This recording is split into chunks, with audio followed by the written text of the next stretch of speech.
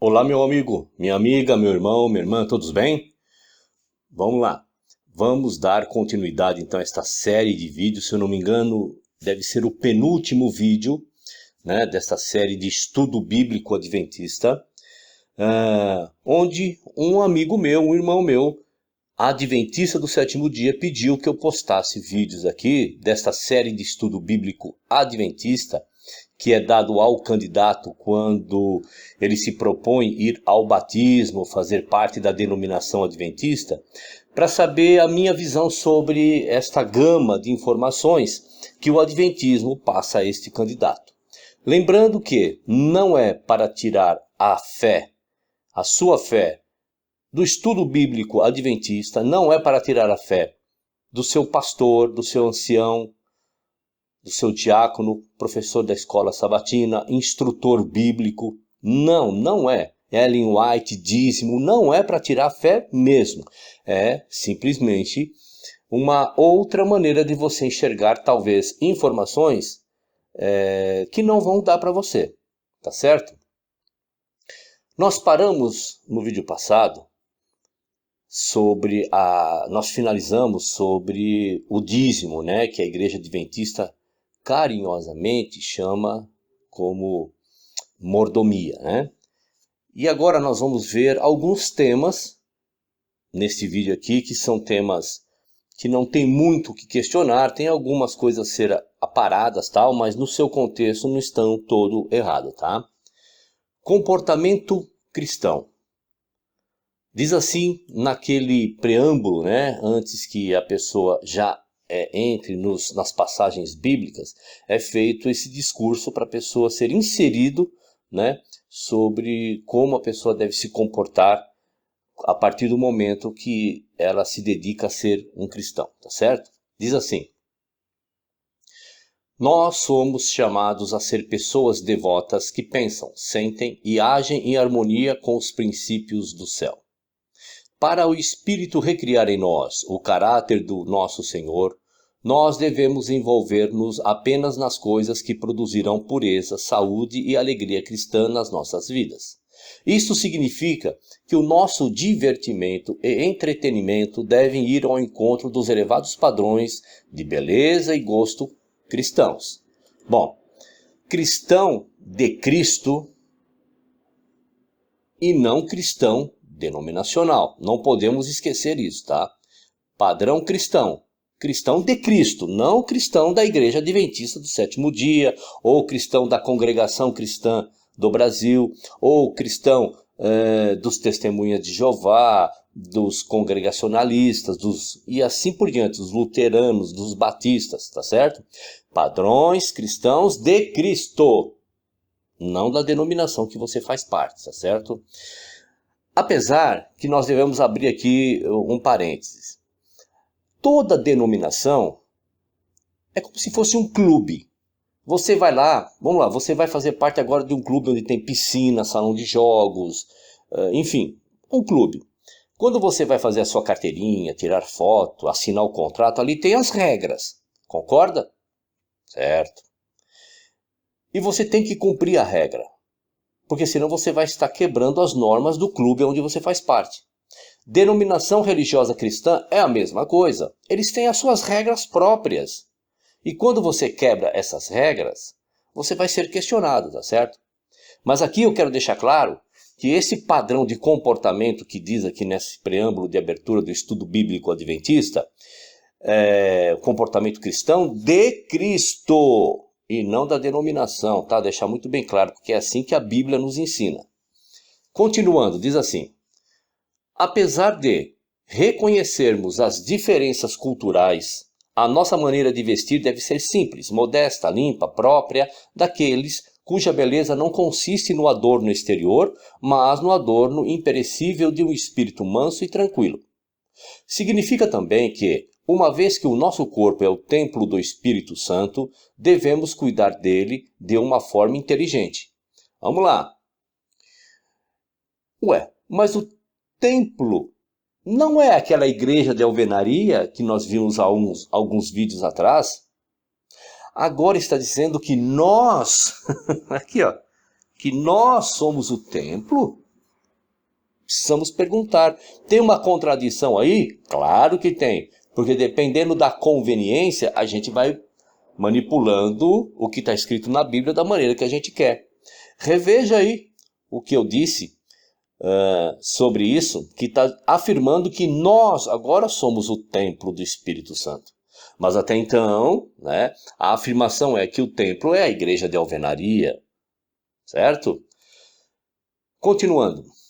Juntamente com exercício e descansos adequados, devemos adotar o regime alimentar mais saudável possível e abster-nos de alguns alimentos que estão identificados nas Escrituras. Olha, meu amigo, minha amiga, meu irmão, minha irmã, quando eu leio uma coisa dessa, eu me pergunto, o que eu leio que eu estou dizendo? Que nós temos que nos abster de coisas impuras, né? Eu pergunto, meu querido, o que seria das pessoas que moram em países que não têm o que plantar e nem o que colher? Eu fico pensando nos países orientais que consomem alimentos chamados impuros, né? E mais uma vez eu devo me perguntar, deveriam todos morrerem de fome? Faço essa pergunta para você. Vamos lá. Você deve morrer de fome? É isso que o nosso Criador, é isso que o nosso Salvador pede para você? Olha, sabe aquela lista de alimentos impuros lá de Levíticos? Que eu tenho um vídeo aí no meu canal, que eu falo sobre esses alimentos limpo e não limpo, devo ou não devo comer, eu não me lembro, que já faz algum tempo que eu postei aí. Ali eu explico direitinho por que no contexto de Levíticos é impuro. É impuro, sabe por quê? Por causa dos rituais sacerdotais, não por causa de você ou de mim, tá certo? Continuando, diz assim, uma vez que o uso de bebidas alcoólicas, tabaco e narcóticos são prejudiciais para o nosso corpo, devemos abster-nos também deles.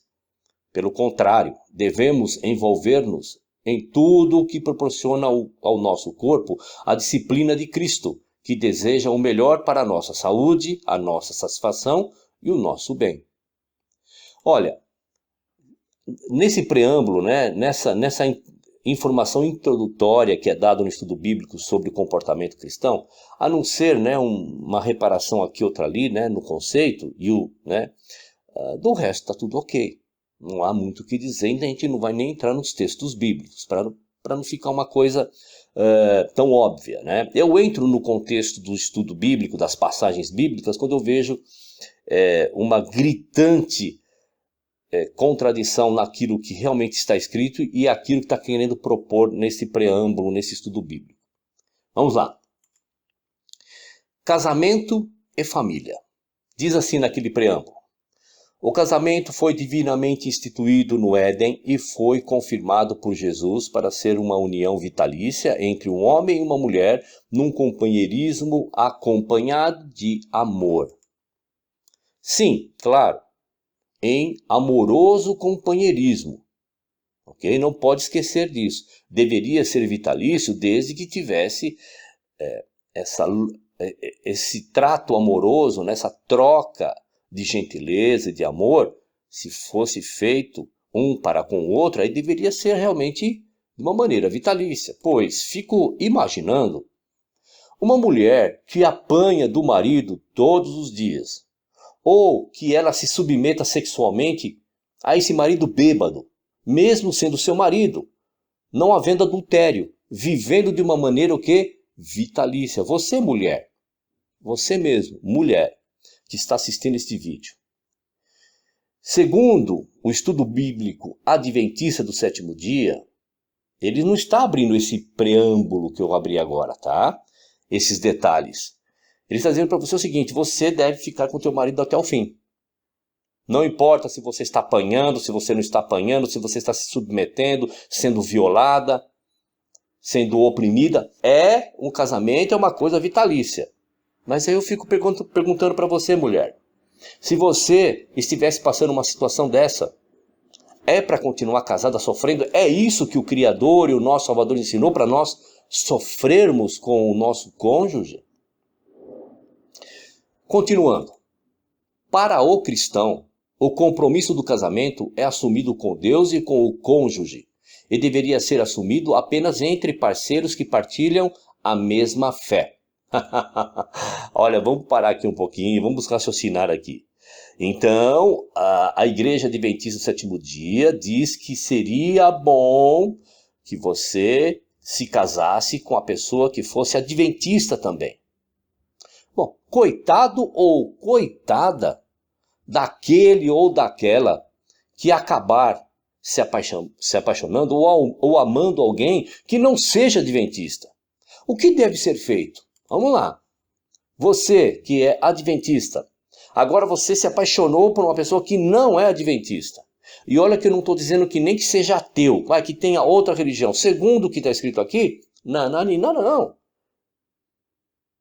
Conforme orientado aqui, deve-se o quê? Afogar seus sentimentos e viver uma vida amarga, sem se casar ou casar-se com quem você ama.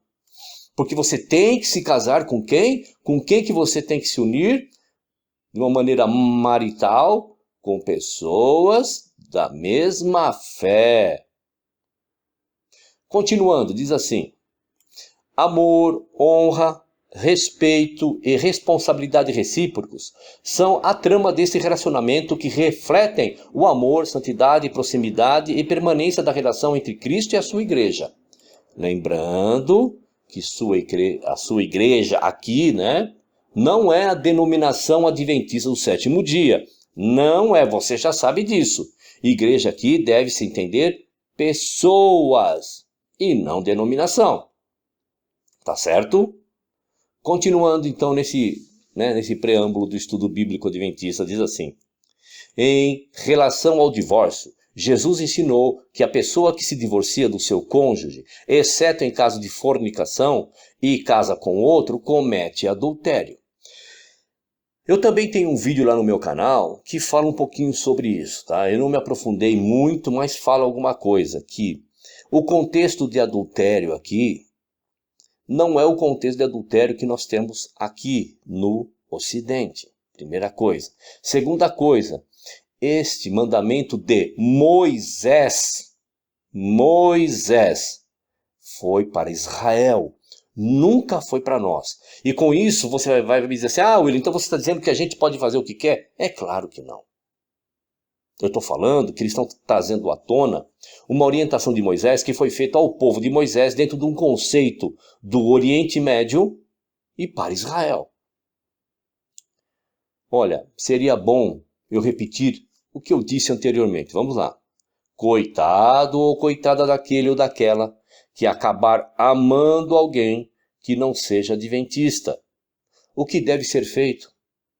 Conforme a orientação aqui, deve-se afogar o quê? Seus sentimentos e viver uma vida amarga sem se casar ou casar-se com alguém ou com quem não ama. Você está entendendo? Vamos lá. Está dizendo o seguinte, vamos detalhar aqui. Eu fui adventista há 20 anos, então eu sei do que eu estou falando. Vamos lá. Então, eu sou casado. Tudo bem? Sou casado. Aí, eu acabo me envolvendo com uma outra mulher. Certo? Se eu me envolver com outra mulher, se eu cometer adultério, a minha mulher, ela pode muito bem não me aceitar de volta e ela estaria livre para casar com uma outra pessoa. Tá certo? Mas dentro de um contexto geral, então agora eu sou um adúltero, eu não me divorcio da minha mulher e falo para ela que se ela me abandonar, eu mato ela e mato os filhos. E depois me dou um tiro na cabeça. Mais ou menos isso. A mulher tem que se submeter. Compreende que o contexto englobado aqui nessas informações sobre casamento, tal, e família é complicado demais para trazer ao pé da letra aquilo que foi dito para Israel, num contexto do Oriente Médio e com uma finalidade de trazer agora para nós. Porque o lado mais fraco dessa corda aí é o lado da mulher, que tem que suportar tudo. Continuando, diz assim: Apesar de alguns relacionamentos familiares poderem ficar muito aquém do ideal, os casais que se comprometem inteiramente um com o outro em Cristo podem alcançar a unidade de amor através da orientação do Espírito Santo e do cuidado da igreja. Deus abençoa a família e deseja que os seus membros se ajudem uns aos outros em direção à maturidade. Eu quero parar um pouquinho aqui. Bom, então, aqui, até esse pedaço, esses dois parágrafos ou duas sentenças, dependendo como você estiver vendo aí, diz assim: existem realmente casamentos que não tá legal, né? Vamos falar uma língua mais simples, não tá legal, não tá bom, não estão se dando bem, principalmente no que se diz na afetividade sexual, né, na atração, não tá legal a coisa. Mas aí diz assim que tem que se submeter o quê? Às orientações de Deus, de Cristo, para que continuem. Pois bem, acho que o Ivan Saraiva... Não, retira o Ivan Saraiva daqui. Olha, para quem possa interessar, eu retiro Ivan Saraiva do que eu vou falar. Deveriam todos os líderes religiosos pensarem do mesmo jeito que orientam os seus membros. Não deveriam ter relações paralelas. Mas os têm. Por quê? Porque são seres humanos. Gente, antes de nós sermos membros de igreja, líderes religiosos, pastor, ancião, padre, guru, pai de santo, advogado, engenheiro, médico, seja o título que você tenha, antes de termos o título, somos pessoas tendenciosas a fazer o que não é legal. E eu me ponho nisso também. Ou vocês pensam que eu sou 100% correto? De jeito nenhum. Eu luto todos os dias contra os meus instintos. Eu mato um leão por dia para fazer aquilo que não se deve ser feito. Em questão ao quê? A doutrinas da igreja adventista, a doutrina da igreja presbiteriana, a doutrina da igreja batista, anglicana, não. Naquilo que o nosso Salvador, o nosso Criador pede de Gênesis Apocalipse, que nós não cometamos o quê? 2 tipos de pecado: impiedade e iniquidade. Certo? Impiedade, falta de amor ao próximo, e iniquidade, ir além ou após de outros deuses. É uma luta diária. Tá certo? Vamos lá. Continuando, diz assim: os pais devem educar os seus filhos para amarem e obedecerem ao Senhor. Através do seu exemplo e das suas palavras, eles devem ensiná-los que Cristo é um disciplinador amoroso, que sempre se preocupa e sente ternura por nós, que quer que nos tornemos membros do seu corpo, a família de Deus. Crescente aproximação familiar é uma das marcas distintivas da última mensagem evangélica.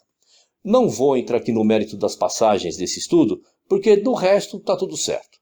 É o conceito aqui que a gente tem que dar uma arrumadinha, tá certo? Vamos lá. O ministério de Cristo no santuário celestial.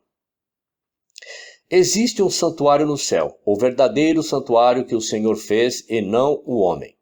Nele, Cristo ministra em nosso favor, tornando disponível aos crentes os benefícios do seu sacrifício expiatório, oferecido uma vez por todas na cruz.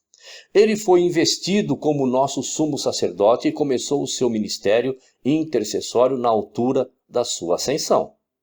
Em 1844, no fim do período profético dos 2.300 dias, ele entrou na segunda e última fase do seu ministério expiatório. É uma obra de juízo investigativo que faz parte de uma derradeira tendência de todo o pecado, tipificando pelo serviço de purificação do santuário hebraico no dia da expiação. Nesse serviço típico, o santuário era limpo com o sangue de sacrifícios animais mas o santuário celestial é purificado com o sacrifício perfeito do sangue de Jesus. O juízo investigativo revela aos seres celestiais que entre os mortos dormiram em Cristo e por isso nele considerados dignos de participar na primeira ressurreição. Também torna claro que entre os vivos estão em comunhão com Cristo, guardando os mandamentos de Deus e a fé de Jesus, e nele estão preparados para a transladação para o seu reino eterno. Este juízo reivindica a justiça de Deus em salvar todos os que creem em Jesus. Declara também que aqueles que permaneceram fiéis a Deus receberão o reino. O término deste ministério de Cristo vai marcar o fim do tempo de prova do ser humano antes da segunda vinda. Passagens que o estudo bíblico pede para ser lido. Antes da gente começar a ler, eu quero deixar claro o seguinte aqui. Vocês que seguem o meu canal, já sabem que lá no meu canal tem uma série de vídeos que fala sobre 1844, juízo investigativo, Ellen White, 22 de outubro e tudo mais. Se você já conhece e você conhece pessoas que não têm essa informação, compartilhe esses vídeos com eles, tá certo?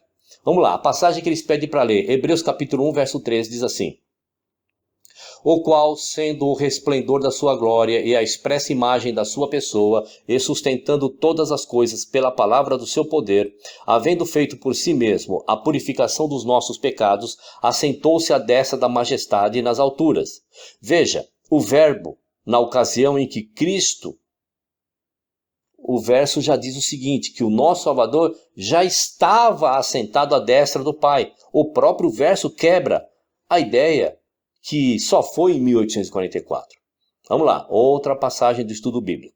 Hebreus capítulo 8, de 1 a 5, que diz assim: ora, a suma do que temos dito é que temos um sumo sacerdote tal, que está assentado nos céus à destra do trono da majestade. Mais uma vez, veja aí, o verso diz que ele já está assentado. Continuando ali, ministro do santuário e do verdadeiro tabernáculo, o qual o Senhor fundou e não o homem. Está falando o que? Da grandiosidade do Criador.